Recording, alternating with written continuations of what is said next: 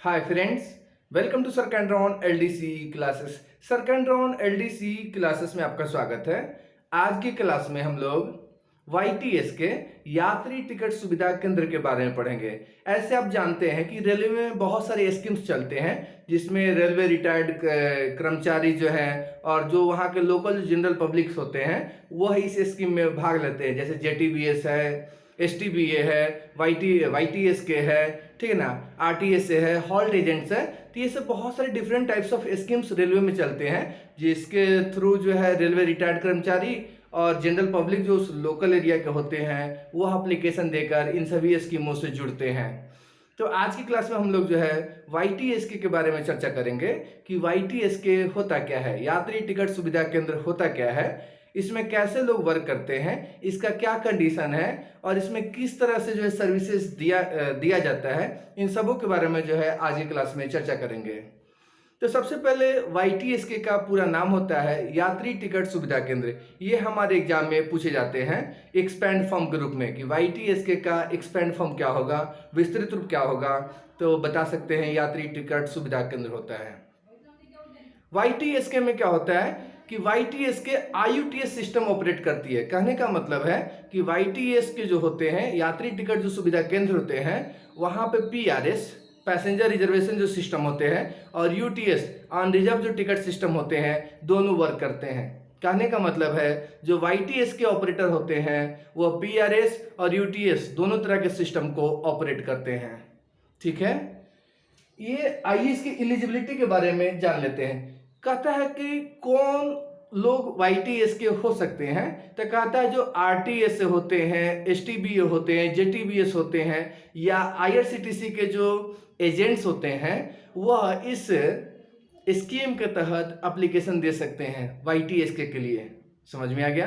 कहने का मतलब है कि जो जेटीबीएस होते हैं, एसटीबीए होते हैं या आईआरसीटीसी के जो एजेंट्स होते हैं या आरटीएस होते हैं वो ये सभी लोग जो है वाईटीएसके के लिए एप्लीकेशन दे सकते हैं, अप्लाई कर सकते हैं। चूंकि इसमें मिनिमम जो है 2 इयर्स का एक्सपीरियंस मांगा जाता है। अगर आप वाईटीएसके के लिए एप्लीकेशन देते हैं तो आपको 2 साल का वर्किंग एक्सपीरियंस होना चाहिए। तो इसीलिए जो है एसटीबीए, जेटीबीएस, आरटीएस या आईआरसीटीसी के जो एजेंट्स होते हैं वही इसके लिए अप्लाई करते हैं। अब कहता है कि जब आप अप्लाई करने जाते हैं तो आपके पास पहला है कि 2 साल का वर्किंग एक्सपीरियंस होना चाहिए और 3 साल का आपको फॉर्म 16 देना है। मतलब 3 साल जो इनकम टैक्स रिटर्न भरे रहते हैं वो आपको सबमिट करना पड़ेगा। साथ ही आपको जो है लोकल रेसिडेंस प्रूफ देना पड़ेगा, पैन कार्ड देना पड़ेगा। ठीक है ना? तो ये सब कुछ एलिजिबिलिटी क्राइटेरिया है जो वाईटीएसके के लिए होते हैं।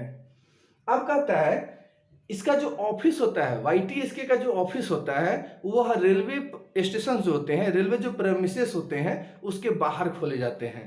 वाईटीएसके जो होते हैं यात्री टिकट जो सुविधा केंद्र होते हैं वह रेलवे स्टेशन या रेलवे प्रेमिसेस जो होता है, परिसर जो होता है उसके बाहर होते हैं।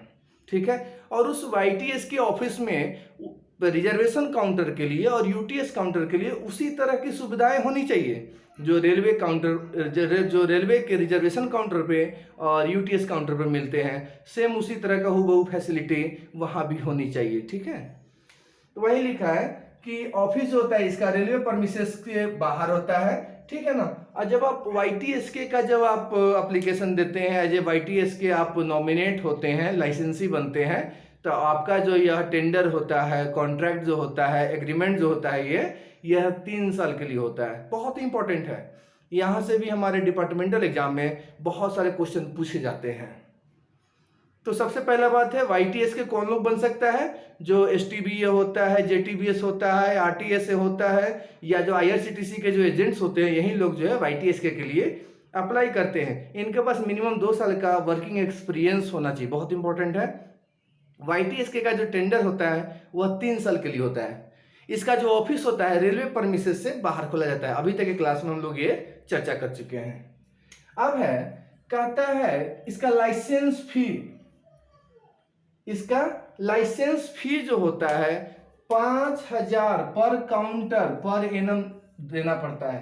कहने का मतलब है कहता है अगर आप वाईटीएस के काउंटर खोलते हैं, यात्री टिकट सुविधा केंद्र खोलते हैं तो आपको 5,000 रुपये पर काउंटर पर एनम इसका लाइसेंस फी देना पड़ता है।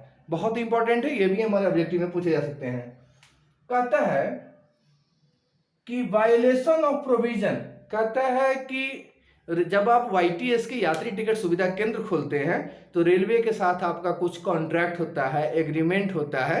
तो कहता है कि अगर उसके किसी भी रूल का अगर आप वायोलेशन करते हैं, किसी भी रूल को अगर आप तोड़ते हैं, तो पर रूल पर वायोलेशन जो है आपको 500 रुपये पनिशमेंट किया जाएगा।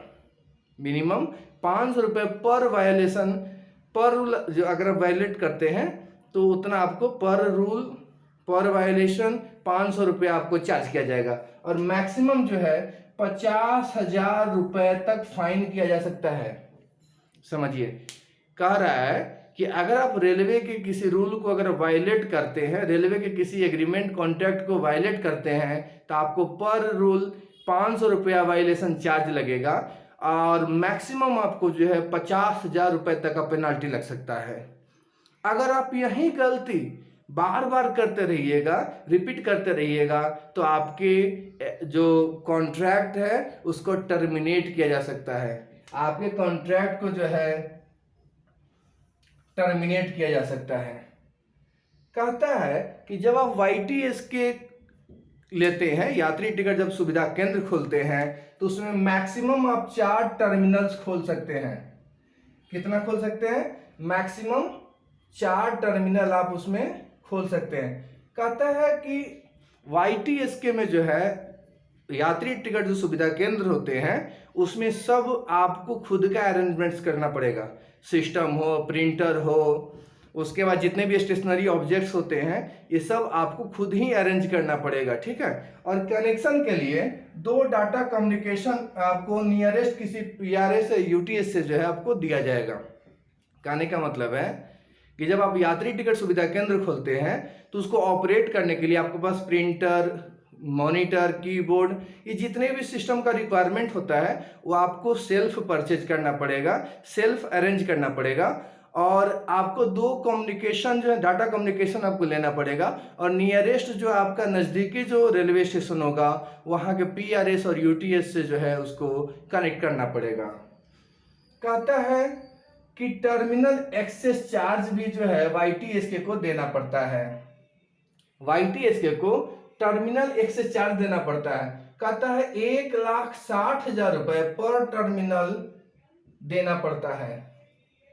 YTS को जो है टर्मिनल एक्सेस चार्ज, YTS को टर्मिनल एक्सेस चार्ज देना पड़ता है। वो कितना देना पड़ता है? 1,60,000 रुपये पर टर्मिनल। पहले क्या था यह कि हर साल देना पड़ता था, लेकिन अब नए रूल में जो है 3 साल में एक बार कर दिया गया, ध्यान में रखिएगा। अब कहता है और यह जो टर्मिनल एक्सेस चार्ज है यह आपको एडवांस में देना पड़ता है। क्या करना पड़ता है? एडवांस में देना पड़ता है। और यह जो पैसा है DD में दे सकते हैं, डिमांड ड्राफ्ट में दे सकते हैं या कैश में दे सकते हैं। बहुत ही इंपॉर्टेंट है। कहता है अब रेलवे की तरफ से उस YTS को, रेलवे की तरफ से उस यात्री टिकट सुविधा केंद्र को क्या चीज दिया जाएगा? तो रेलवे क्या करती है, PRS जो टिकट होता है या UTS जो टिकट होता है वो फ्री में देती है। रेलवे अपनी तरफ से यात्री टिकट सुविधा केंद्र को PRS टिकट हो या UTS टिकट हो वो फ्री में देती है। रिमेनिंग जो आपका अरेंजमेंट्स है, रिमेनिंग जो स्टेशनरी ऑब्जेक्ट्स है वह खुद YTS के जो लाइसेंसी होते हैं, कॉन्ट्रैक्टर होते हैं, उनको अरेंज करना पड़ता है। देखिए YTS के क्या है, इंक्वायरी जो है YTS के फ्री में देना है। यात्री टिकट सुविधा केंद्र पर जो वर्क करने वाले होंगे उनको इंक्वायरी जो है फ्री में देना है, नहीं तो बाद बाकी और सब के लिए चार्ज लेते हैं। आइए चार्ज की चर्चा कर लेते हैं।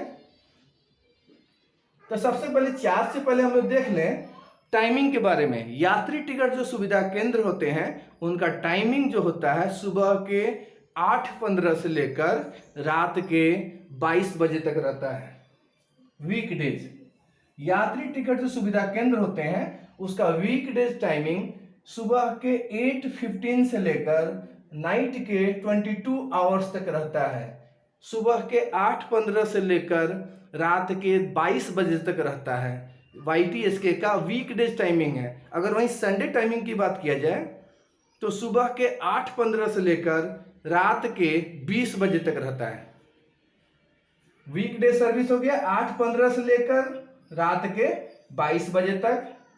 अगर वहीं संडे का टाइमिंग देख लिया जाए तो सुबह के 8:15 से लेकर रात के 20 बजे तक यह टाइमिंग है संडे का, और वीकडेज का है 8:15 से लेकर रात के 22 बजे तक।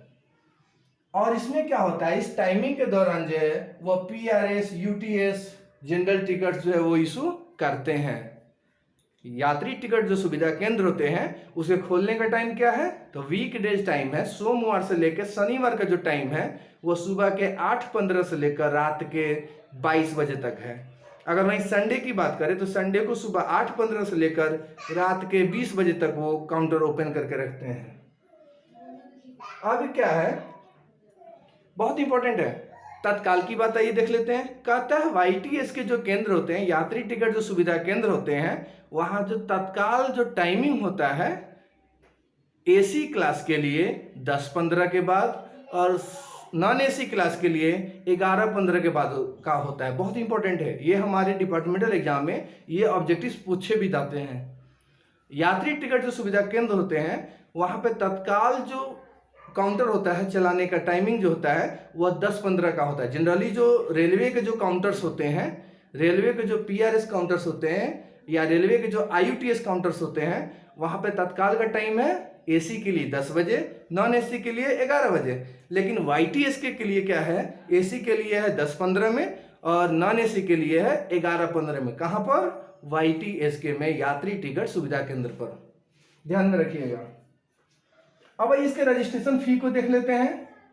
कहता है कि 1 time non refundable 2 lakh upon allotment of licence.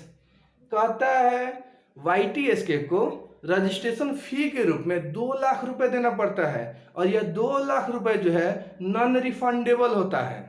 कहने का मतलब है जब आपको YTSK का लाइसेंस दिया जाएगा, यात्री टिकट सुविधा केंद्र खोलने का जब आपको लाइसेंस दिया जाएगा, तो उस समय आपसे 2 लाख रुपए एज ए रजिस्ट्रेशन फी लिया जाता है, जो नॉन रिफंडेबल होता है, जो आपको वापस नहीं किया जाता है। अब ये कहता है कि एडवांस आपको डिपॉजिट भी देना पड़ता है। जब आप YTSK काउंटर खोलते हैं, यात्री टिकट सुविधा केंद्र जब आप काउंटर खोलते हैं, उस समय आपको एडवांस पैसा भी जमा करना पड़ता है रेलवे के पास में। तो कहता है 5 लाख पर काउंटर, कहता है 5 लाख रुपए पर काउंटर आपको एज ए एडवांस डिपॉजिट करना पड़ेगा रेलवे के पास में, ठीक है। और कहता है कि जो YTSK जो होते हैं, यात्री टिकट सुविधा केंद्र के जो काउंटर्स होते हैं, वह एक काउंटर पे 4.5 लाख से ज्यादा का कैश टिकट इशू नहीं कर सकता है। कहने का मतलब है YTSK जो होते हैं, यात्री टिकट जो सुविधा केंद्र होते हैं, पर काउंटर 4.5 लाख जो है वो रुपए का टिकट वो इशू कर सकते हैं। समझिए पॉइंट को। रेलवे कहती है, रेलवे को जो है एडवांस डिपॉजिट करना पड़ता है 5 लाख रुपए पर काउंटर, और रेलवे कहती है कि आपको पर काउंटर 4.5 लाख रुपए से ज्यादा का टिकट नहीं काटना है, ठीक है। अब क्या है कि इसमें जो है ना, ऐसे YTS के जो सिस्टम्स होते हैं उसमें इस तरह का सॉफ्टवेयर ही रहता है कि जो ही उस काउंटर का, जो ही उस YTS के काउंटर का अर्निंग्स अमाउंट जो है 4.5 लाख होगा, आपका सिस्टम ऑटोमेटिक वर्क करना क्या कर देगा, बंद कर देगा। ऐसा जो है उसमें फैसिलिटी दिया गया रहता है। अब कहता है एडवांस जो डिपॉजिट करना रहता है 5 लाख रुपए पर काउंटर, आप मैक्सिमम 1 करोड़ रुपए तक डिपॉजिट कर सकते हैं, ठीक है। क्या YTS के जो होते हैं, यात्री टिकट जो सुविधा केंद्र वाले जो होते हैं, उनको एक सिक्योरिटी डिपॉजिट भी जमा करना पड़ता है। वह होता है 1 लाख पर पोर्ट। मैक्सिमम आप 5 लाख रुपए बैंक में एज ए इंटरेस्ट फ्री जो है गारंटी के तौर पे जमा कर सकते हैं। अब ये रेवेन्यू शेयरिंग के बारे में जान लेते हैं। रेवेन्यू शेयरिंग के बारे में तो कहता है कि 25% ऑफ बुकिंग और cancellation of PRS service charges. कहने का मतलब है YTS के यात्री टिकट जो सुविधा केंद्र होते हैं, अगर उस सुविधा केंद्र पर YTS के काउंटर पर अगर कोई PRS टिकट, कोई पैसेंजर रिजर्वेशन टिकट अगर बुक होता है, PRS कोई टिकट बुक होगा या कैंसिल होगा, तो उसके जो सर्विस चार्जेज होते हैं उसका 25% चार्ज रेलवे को देना पड़ता है। रेलवे के साथ रेवेन्यू शेयर करना पड़ता है। समझ में आ गया इस पॉइंट को? कह रहा है अगर YTS के काउंटर पर, यात्री टिकट सुविधा काउंटर पर अगर कोई रिजर्वेशन होता है या अगर कोई रिजर्व टिकट कैंसिल होता है, तो YTS के जो सर्विस चार्ज लेता है उसका 25% रुपया, 25% जो उसका रेवेन्यू है सर्विस चार्ज का, वह रेलवे को देना पड़ता है। ठीक है, ये रेवेन्यू शेयरिंग है, बहुत ही इंपॉर्टेंट है। कहता है अगर कोई रिजर्वेशन सेकेंड क्लास या स्लीपर क्लास का होता है तो 30 रुपये पर पैसेंजर YTS के लेते हैं। बहुत इंपॉर्टेंट है, ये हमारे डिपार्टमेंटल एग्जाम में ऑब्जेक्टिव्स बनते हैं। YTS के क्या करते हैं, यात्री टिकट जो सुविधा केंद्र होते हैं, अगर वहां पे अगर आप सेकेंड क्लास या स्लीपर क्लास का अगर आप रिजर्वेशन करवाते हैं तो आपसे 30 रुपया पर पैसेंजर वो सर्विस चार्ज के रूप में लेते हैं। अगर वहीं AC क्लास का, मतलब सेकेंड क्लास और स्लीपर क्लास को छोड़कर रिमेनिंग जितने भी क्लासेस हैं, अगर आप रिजर्वेशन करवाते हैं तो YTS के क्या करते हैं, आपसे सर्विस चार्ज के रूप में 40 रुपए लेते हैं पर पैसेंजर। बहुत इंपॉर्टेंट है, आपको ऑब्जेक्टिव यहाँ पे क्या पूछ देगा, ऑप्शन दे देगा कि YTS के यात्री टिकट सुविधा केंद्र जब आप सेकेंड क्लास या स्लीपर क्लास का टिकट रिजर्वेशन कराने जाते हैं तो सर्विस चार्ज कितना लेता है, 30 रुपये पर पैसेंजर, 30 रुपये पर टिकट। तो इस तरह का ऑप्शन दिया रहेगा। तो यह पॉइंट क्या ध्यान देने वाला है कि YTS के जो होते हैं सेकेंड क्लास या स्लीपर क्लास का जो चार्ज होता है सर्विस चार्ज, वह 30 रुपीज, 30 रुपये पर पैसेंजर लेते हैं। वहीं अगर रिमेनिंग जो अदर क्लासेस हैं सेकेंड क्लास और स्लीपर क्लास को छोड़कर, वहां पे वो 40 रुपये पर पैसेंजर लेते हैं, ध्यान में रखिएगा।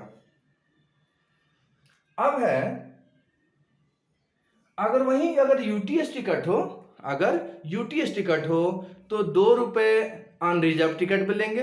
अगर सीजन टिकट है तो 5 रुपये उसके फ्रेश इशू करने पे या रिन्यूअल करने पे लेंगे। बहुत इंपॉर्टेंट है, ध्यान में रखिएगा। ठीक है, आइए कुछ और इसके पॉइंट्स को देखते हैं।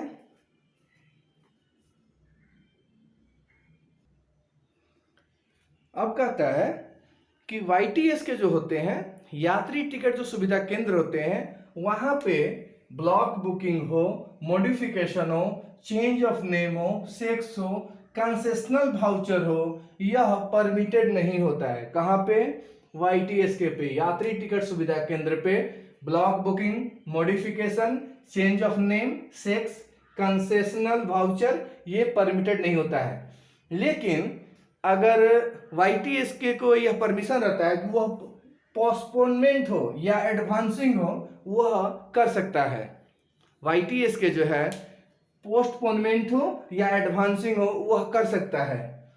YTS के जो है YTS टिकट काउंटर अगर कहीं से इशू किया हुआ आएगा तो वह उसको कैंसिल कर सकता है, लेकिन PRS टिकट को वो कैंसिल नहीं करेगा। लेकिन PRS जो रेलवे के जो PRS काउंटर होते हैं वह YTS के टिकट को भी वो कैंसिल कर सकते हैं। पॉइंट बहुत इंपॉर्टेंट है, ध्यान में रखिएगा। Block booking, modification, change of name, sex, concessional voucher, यह YTS के पे यात्री टिकट सुविधा केंद्र पे परमिटेड नहीं होते हैं। लेकिन पोस्टपोनमेंट हो या एडवांसिंग हो, यह परमिटेड होता है। उसके बाद YTS के से अगर कहीं रिजर्वेशन किया हुआ टिकट होगा तो YTS के रिजर्वेशन टिकट को कैंसिल कर सकता है। लेकिन रेलवे जो PRS काउंटर होते हैं वह YTS के टिकट को कैंसिल कर सकता है। समझ में आई? कहने का मतलब है रेलवे के PRS काउंटर से इशू किया हुआ टिकट को YTS के काउंटर कैंसिल नहीं कर सकता है। लेकिन YTS के काउंटर से अगर कोई टिकट, रिजर्वेशन टिकट इशू हुआ है तो उसको रेलवे PRS काउंटर कैंसिल कर सकता है, ध्यान में रखिएगा। कहता है YTS के में भी जो है STBA की तरह 2 नॉमिनी का नाम दे सकते हैं। ठीक है ना। इसमें भी कंडीशन हो जाता है, अगर मान लीजिए किसी कारण से जो लाइसेंसी होते हैं जिसके नाम से YTSK का लाइसेंस होगा, वह 2 आदमी का नॉमिनी में नाम देते हैं। अगर उस लाइसेंसी का डेथ हो जाता है उस कॉन्ट्रैक्ट पीरियड के अंदर में, तो पहले वाले जो नॉमिनी होंगे वह उस कॉन्ट्रैक्ट को रन करेंगे। अगर इन केस वह लाइसेंसी जिंदा है और पहला वाला ही क्या हो गया, नॉमिनी खत्म हो गया, तो उस कंडीशन में जो है वो सेकेंड जो नॉमिनी वाले होंगे वो उसको रन करेंगे। ध्यान में रखिएगा, तो बहुत ही इंपॉर्टेंट है ये सब पॉइंट्स।